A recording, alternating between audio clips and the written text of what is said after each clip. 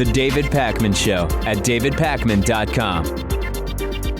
Welcome to the bonus show. Great to be back in studio. I have a couple of very interesting stories from my trip to Las Vegas last week, and I want to leave plenty of time for that. But I do want to quickly mention that President Trump has decided to release a whole bunch of documents of previously classified documents related to the John F. Kennedy assassination in 1963.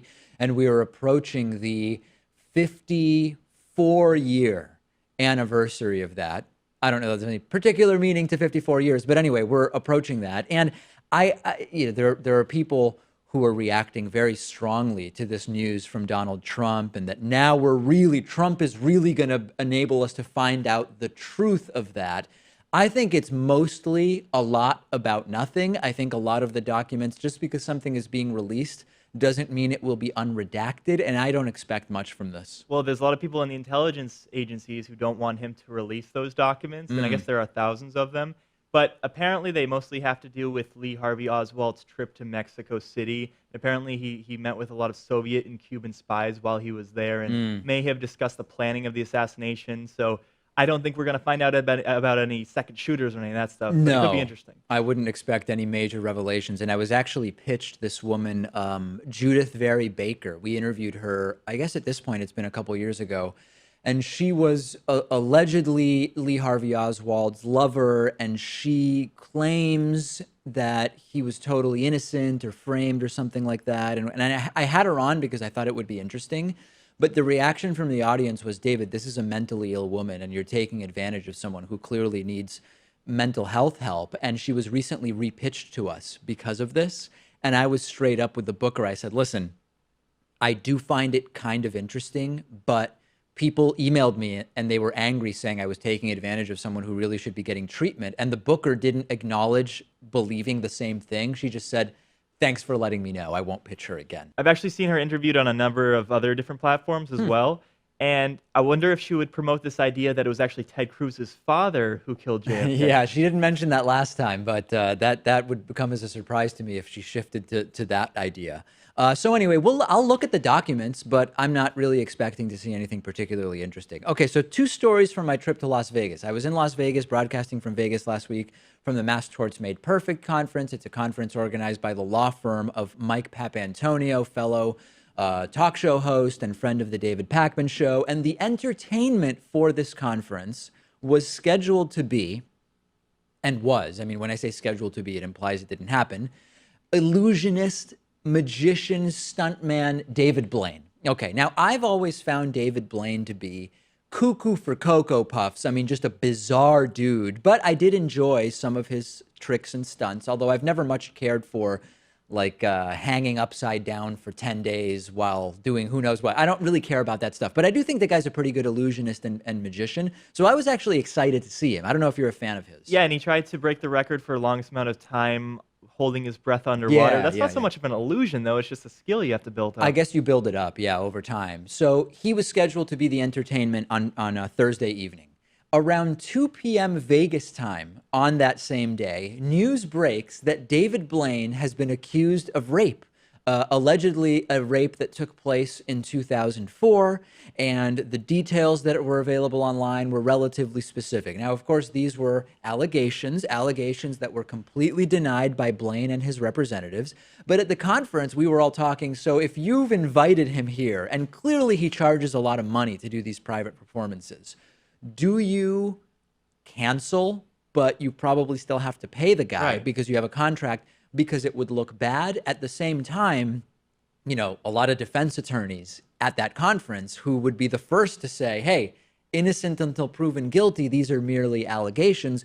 Would it be appropriate for Blaine to say, given the controversy, I'm not going to do the performance? Not really. So it was this weird thing where 6 hours before the performance, the guy's accused of rape, international news, and he ended up doing the performance. I mean, he showed up, obviously did not mention it in any way. Did it faze him in any way that you could see? I don't know. I mean, he always kind of seems like he's annoyed with everybody and not really that pleased to be there. So That's that wasn't really any different. That was just his demeanor. So a very weird situation. And I was thinking, if I was running the conference, what would I do?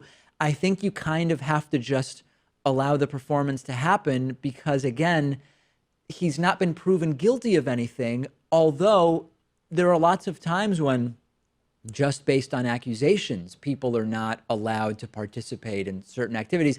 I honestly don't know. I mean, if you were running that conference and let's assume he was getting paid 100 grand for a private performance. I have no idea how much it was. What do you do if 6 hours before this guy, you planned it a year in advance, right? 6 hours before this guy's accused of rape? Do you let him perform or do you not? I think you have to let him perform. I mean, it's an allegation, and you have to take every allegation seriously. But Yeah. it's not like he's been convicted of anything. I think you're right. You have to go along with this idea of innocent until proven guilty. I mean, maybe it would be different if there was a whole slew of allegations, like a bunch of women came forward all together. I think that you might have to treat differently. I don't but know. just one from, 15 years ago, 13 years ago? Something not like the that. time matters so much, but it's important to weigh all these things, I guess. At the same time, why is it more serious if it's multiple accusations, right? Are we saying if only one woman was raped, it's not as big of a deal? It just seems as if the accusations might be more credible. I guess. But again, it implies that this one is not credible, which I don't want to do either, you know? I don't know. In any case, he did the performance and it was pretty good. I actually am most interested in the card stuff that he does. He like ate a woman's wine glass. Yeah. And I don't really care about that. I am curious how he does it. He just ate the woman's glass.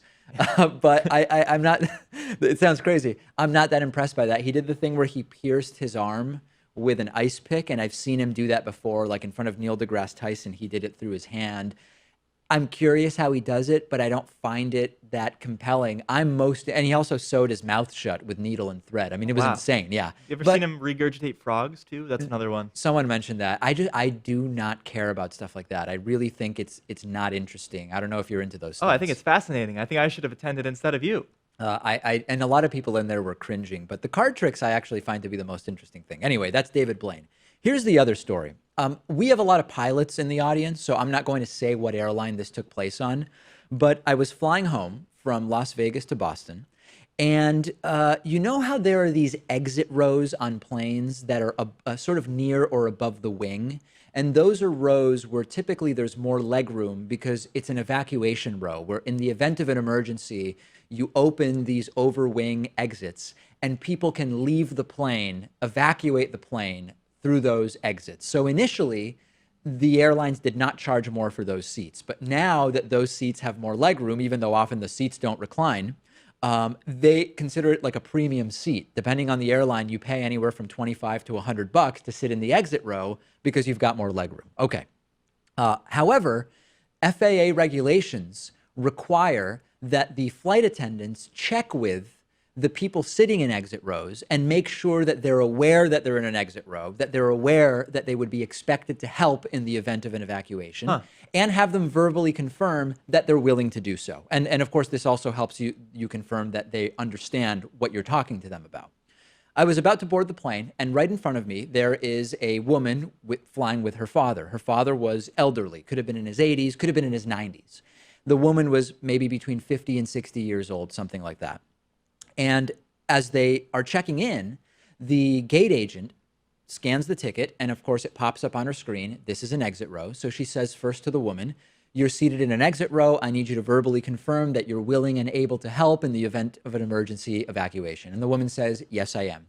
And then this guy comes up, the woman's father, and the gate agent says, "Sir, you're seated in an exit row. I want to make sure that you are able and willing and able to help people evacuate." And the guy doesn't say a word, and he smirks, and he looks at his daughter. So right away, it's, okay, does this guy understand what's going on? And the woman says, "Dad, they're asking you a question."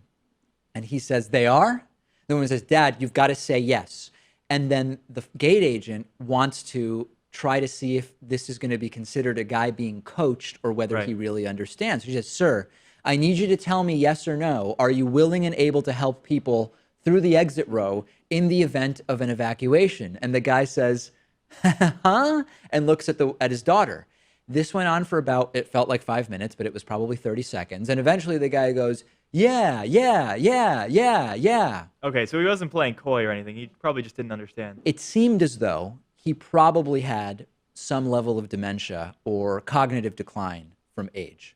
So the woman looks pretty concerned, but they let the guy on the plane. And I was seated far enough up where as people were coming in, the gate agent comes in and the flight attendants say, "Listen, we noticed a guy who's in an exit row, and I know right away, they also noticed that this guy is in an exit row. He doesn't seem particularly physically equipped to help with an evacuation. It's unclear cognitively where he is.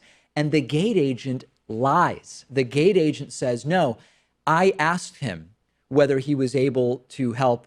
And when he understood the question, he fully repeated it back to me and said, yes, I am able and willing to help. Total lie. Right. All the guy did was start repeating, yeah, yeah, yeah. And the flight attendants looked at each other. And after the gate agent left the plane, they said, what do you think? I don't know. I mean, it is at our discretion, but she said he understood. Now, at this point, I'm saying, hold on a second. That was a lie.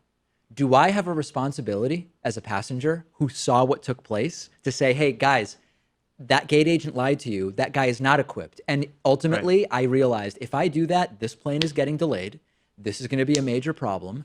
You're going to be the bad guy. I'm going to be the bad guy. Yeah. And ultimately what I told myself, and I don't know if this is crazy and there's pilots in the audience who can tell me, if we get to the point where we're evacuating through the exit row over wing exits, I don't know that 1 out of the 6 people who will be in the exit rows are really going to be the make or break. And maybe that's a stupid way to rationalize it, but I said nothing. And fortunately, we had a safe flight back to Boston. Yeah, it is pretty disturbing because you should understand that this guy's not going to be able to help in the case of an emergency, even if he says that he's willing and able to do so. Yeah, he because it's not clear physically capable. Even if that's exactly what the flight attendants were saying, which is regardless of whether he was coached in his answer, it doesn't seem that he would be physically able to actually help. But ultimately they rolled their eyes and said, well, we're not going to do anything about it. So had he said no, wouldn't they just switch the man and his daughter out with 2 other people? Right. But I guess maybe you lose that little extra fee That's exactly there it. because it was the extra very legroom clear situation. That his daughter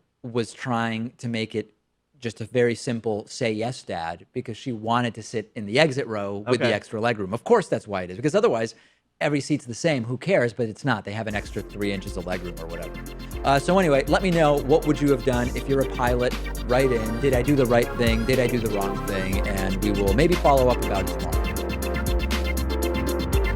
The David Pakman Show at davidpakman.com.